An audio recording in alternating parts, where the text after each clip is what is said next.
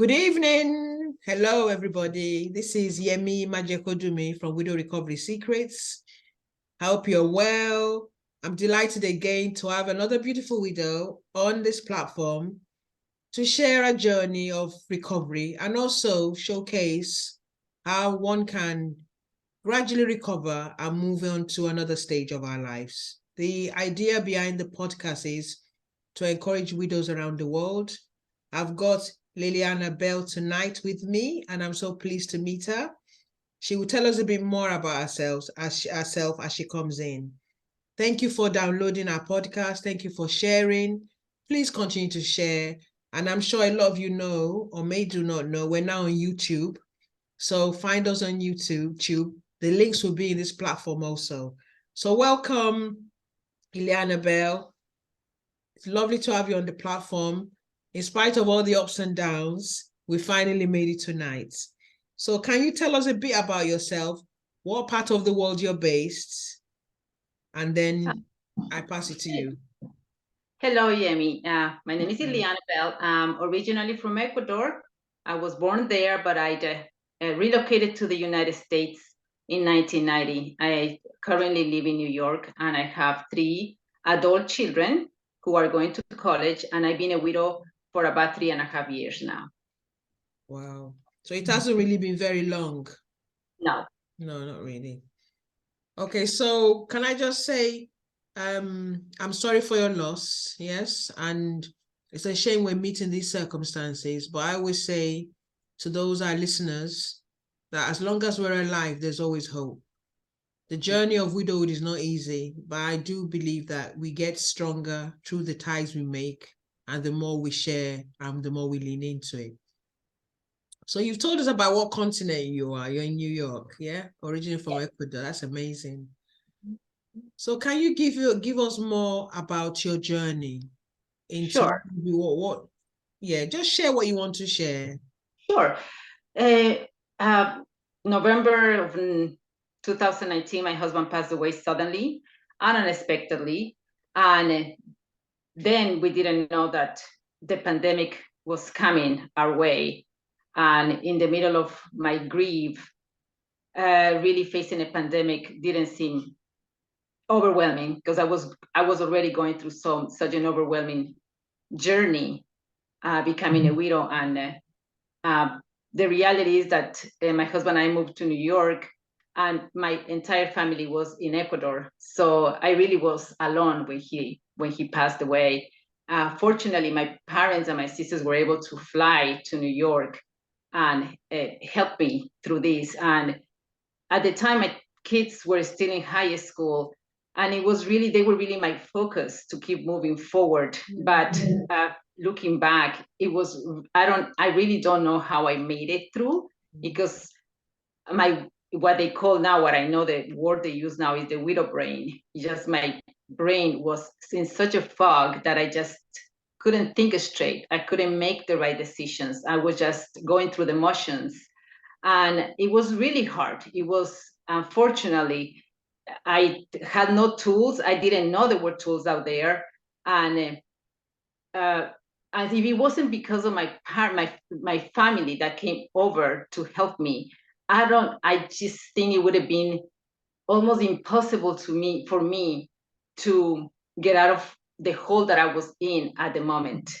And although my kids were the reason why I keep moving forward, they were young. They did not know how to help me. And I just, I heard for them, and I heard for me, but I heard for them more. They were the main reason why I wanted to get better. And I think that's the reason me wanting to get better is why they are okay now. So can I ask you, Ilianabel, what tools did your sisters apply to help you when they came over? Well, this was really for me the first major loss. I have never experienced such a loss. I lost grandparents, but I never lost somebody that it was such an important piece of my daily life as my spouse. He's my partner in every way. And so when my sister and my parents came, although none of them had experienced widowhood, but just having them hold me up Yeah. physically, even physically, because I just even couldn't even walk. They wanted to take me for walks, and I couldn't even walk. I remember my mother just holding me with her hand and trying to push me to take walks, fresh air, and just even though they didn't know what to do with being a widow, but they just their presence, just their sole presence, knowing that there is somebody there Yeah. to help me with even making phone calls. Because for me it was like even making a phone call, because when you become a widow, you have to make phone calls and you have to deal with a lot of paperwork that you Yes. unfortunately Yes. don't want to do, but Mm. you have to do it, and it's 100 times harder to deal with anything when you are in that state of mind. So they being next to me when I made that phone call gave me the extra strength to get through the 2 minute, 5 minute, 20-minute phone call that I had to go to exchange paperwork. And Yes. so just they being here, physically present, was Mm. just a big help. Yeah. All right. So can I ask you, how long were you married? And tell me a bit about your husband. And what Yes. was his name? Yeah, my husband's name is Antonio. Okay. Uh, his nickname was Tony. I met him here in New York. He was a New Yorker, and he was an amazing musician. He was a jazz musician. Wow. He was just besides being a great musician and very talented, he was a very kind human being. He was a beautiful man, loved me, loved his children, and we were married for 20 years. Uh, Unfortunately, he died from an overdose. I don't know even if the whole world is aware of the epidemic here with the painkillers. It's called the opioid epidemic that is ravishing the lives of many, many, many Oh, people. sorry to hear He has struggled with addiction for pretty much 20 years, but he was what they call a high functioning addict. And he held the life. He worked, he provided for the family, talent, and unfortunately, he lost the war with it and that. died suddenly on November of 2019. And I never expected him, I never expected that, but it's kind of also, I was kind of a denial, because it's like anything else is an illness that Of if it's not course. addressed, it's Yeah. gonna kill the person that's suffering from it, just like any other disease. Yes. Yeah. So, but I always wanted Jano just to know that besides he suffering from that illness, it wasn't what defined him. He was a beautiful human, like an amazing, talented musician who shined every time he got on the stage. And what kind And of music did he play? he played jazz. Oh, wow. Wow. He was a trumpet player, Okay. and amazing. He was an amazing musician and loved me and loved his kids. And I know he didn't want it. He didn't want to leave us. It happened. He's gone, and it's been very. I'm not gonna minimize this, but it's been very hard since he's been gone. It's been very hard. Isn't the It's gotten easier to deal with this journey, Yeah. but it's still hard. 3 years and a half later, I can tell you, I was shedding tears yesterday when I thought about him, and a memory that I just floated me, and thought of him, and it's hard to believe sometimes that I haven't seen him for 3 years. I haven't heard his voice, and everything that he's missing, Yeah. it's very hurtful because he's missing a lot of things. I heard for him missing the things that he would have loved to see, his children accomplished, myself accomplished. And widowhood is just a very hard journey. It definitely is. But can I ask you, so what three solutions have you solved for yourself since being widowed? Because you're now single, aren't you? Even though we say we're widows, is you're back into singleness. So what are the three solutions you think you've solved being in this situation since you're Well, one of the main ones I think for myself is being a solo parent, which is okay? presented a challenge. And when he was alive, we parented for 20 years. And when he was alive, I didn't think I could do this, the solo parent by myself. but I've been doing it, and I have done it, and I want to believe that I have done a fine job. I believe that. So that's one of thing, and also just um, being able to uh, maintain the household, which is a big deal when you want to maintain a home by yourself on a single income. So it's been, I'm not going to say it's been easy, but I've been able to do it. So how have you been able to do it? How did you have to get more resources, get Well, a job around? What did you do? yeah. So when he died, I had quit my job because I went back to school. So when he died, I was jobless, and I went back to the workforce, and I was, thank God I was able to get a job. And then second, I'm in a country that it supports people that are struggling financially. Okay. So I was able to get resources, financial resources, to help me through the tough times. Okay. So that was nice. And I also had my parents who were very supportive emotionally and financially as well. And I'm amazed at myself, but like after these past 3 years, I went back to school. I'm getting my accounting degree. I'm working as a legal assistant, and I have all these little projects um, that I just give me purpose, to keep continue. Because as I mentioned, I have 3 kids, but when my husband died, they were teenagers, and now they're really adults. So they don't need me as much. I mean, they still need me because they're my children, but they're not asking me for every single little thing because they're independent. Yes. So I have more time to focus on myself and to do things that I know that will enrich my life for the near future. So that's another thing. And the third thing I would say is just I had become more spiritual because of the loss that I suffered. My spirituality has I have internalized it because I saw, like how life can change in a blink of an eye. And it was such life-changing event that it pushed me to really appreciate what I have. My kids come first, and I appreciate every moment I can spend with them, every time that they are able to give me some of the time to just be with me. I take it in, and I look at the faces and listen to their voices. And they don't know that I'm doing this, but I'm just like appreciating them for who they are and for having the opportunity to be with them at that moment in time. And I do that with every person that is important to me. And I do that now with my parents who are still alive, but they older. My dad is gonna be 80, and I can see how he's becoming more fragile. And I'm very aware that I'm not gonna have him here for much longer. Yes. Yeah.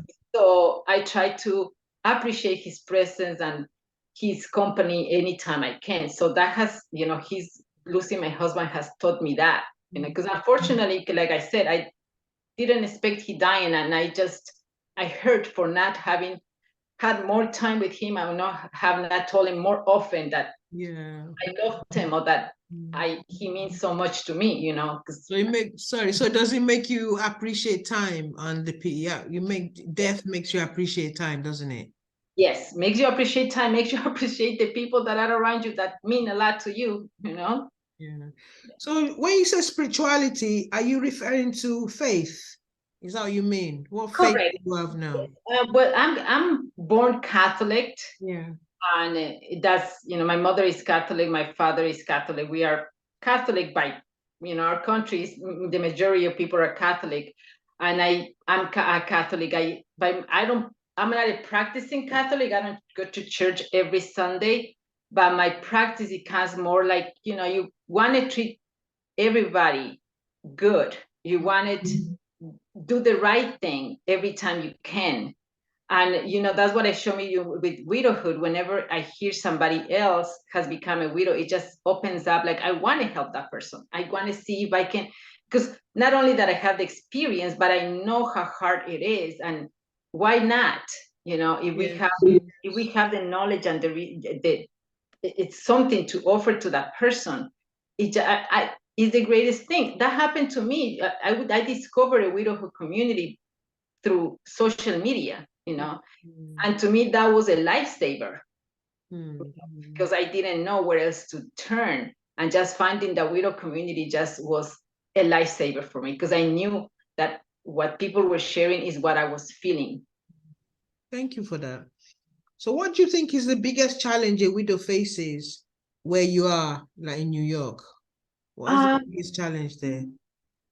Fortunately, in New York, in the States, I want to say that there's not that many challenges because there are a lot of resources here. Yeah. And I think the only challenge, and I don't think it's just to the States, I just think overall in the world, just widowhood is very misunderstood. It just is a huge event, and many people who haven't gone through these, they either suggest that you're gonna get over it in a year, in a few months, and that you should be able to find a new partner and things should be okay. And it's not, and I think this goes for the entire world. I don't think it's just to the But do States. you think, sorry, do you think people's, even though you could be in the room with 10 widows, do you think everyone's grief journey is different in terms of how they recover? It Yes, can't be the same, is it? Can it? I think it's not the same. Yeah.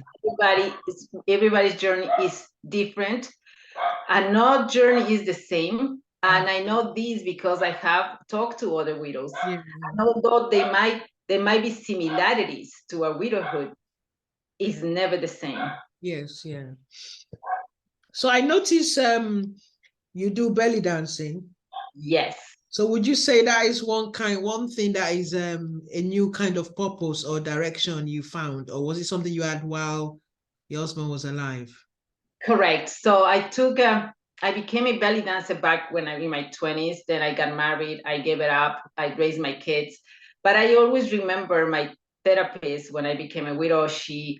And I really didn't think I was going to make it, because it was the pain of losing him was so great that I just thought, I'm never, ever going to get out of this.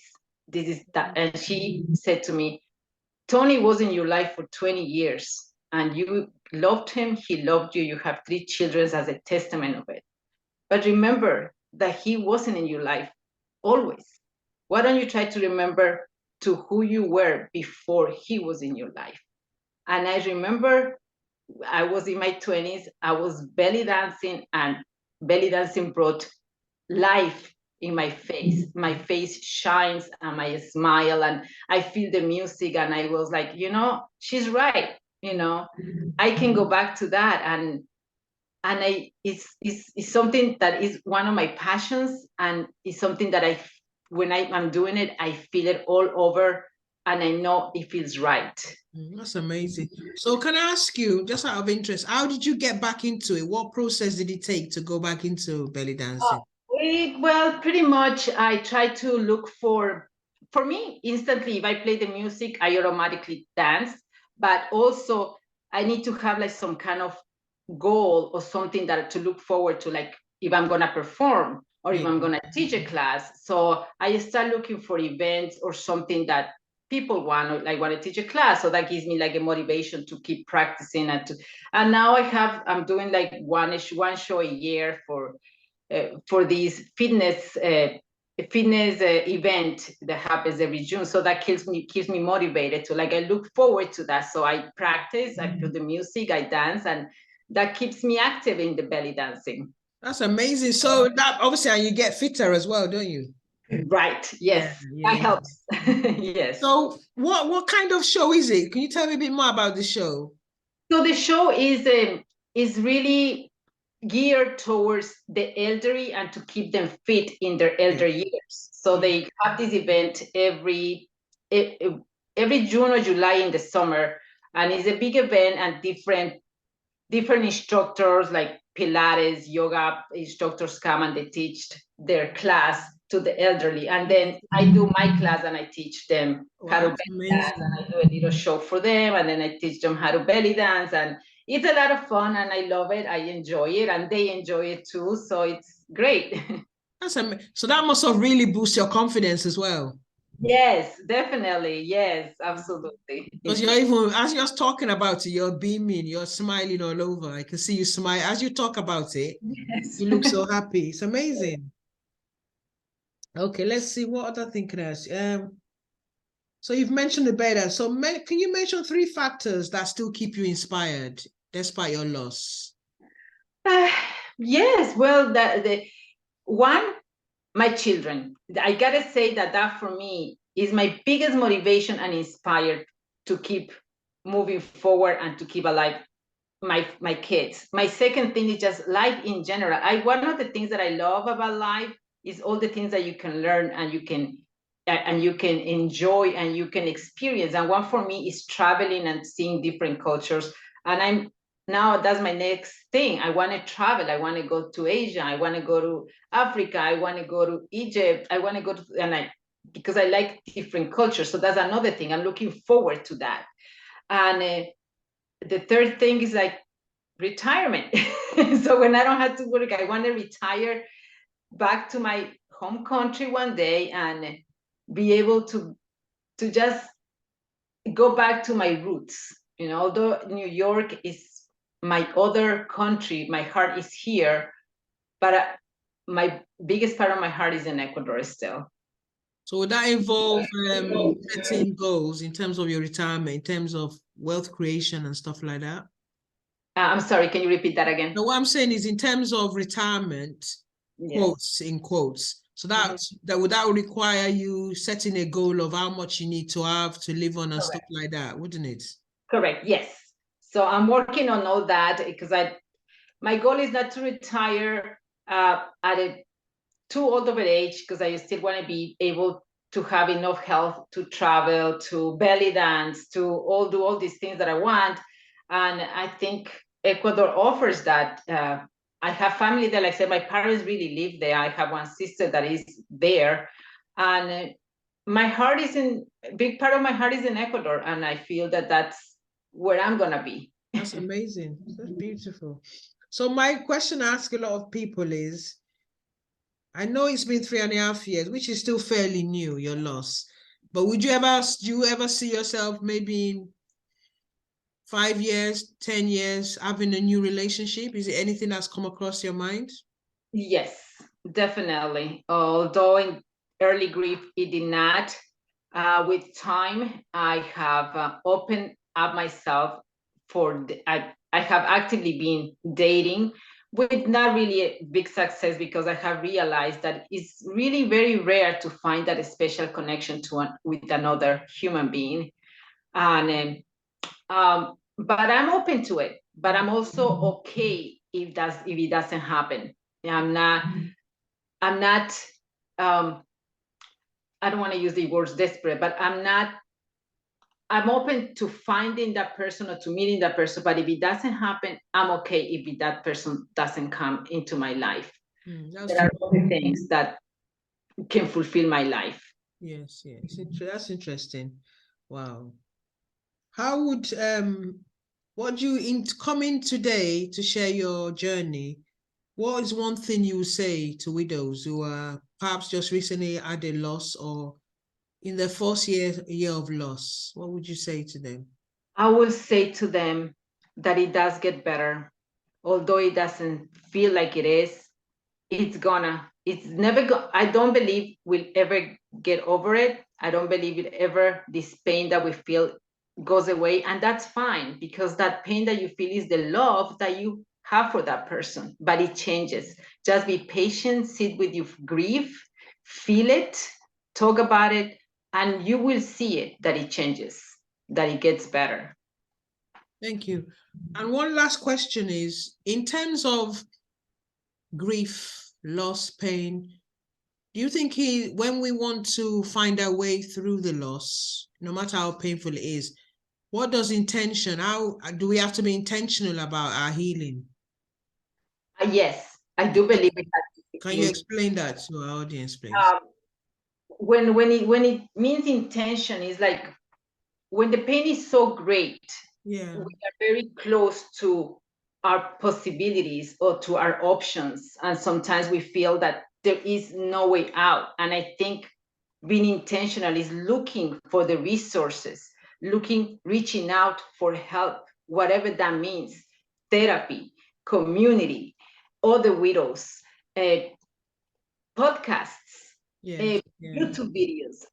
With the internet, there is so many resources that you just gotta get up and find the resources, and that's the intention. Don't just. It's okay to sit and cry and feel your pain, but at some point, you have to get up and do something to move forward and to get better. That's amazing. It's been a lovely honor to meet you tonight, yeah, and short but very sweet. Yes, I'm just going to say thank you to Ilianabel for coming. It actually brought by a lot of memories when I was at that stage, because I'm walking in going into my 10th year now. But it made me see what I used to talk about then, and you really encouraged our audience.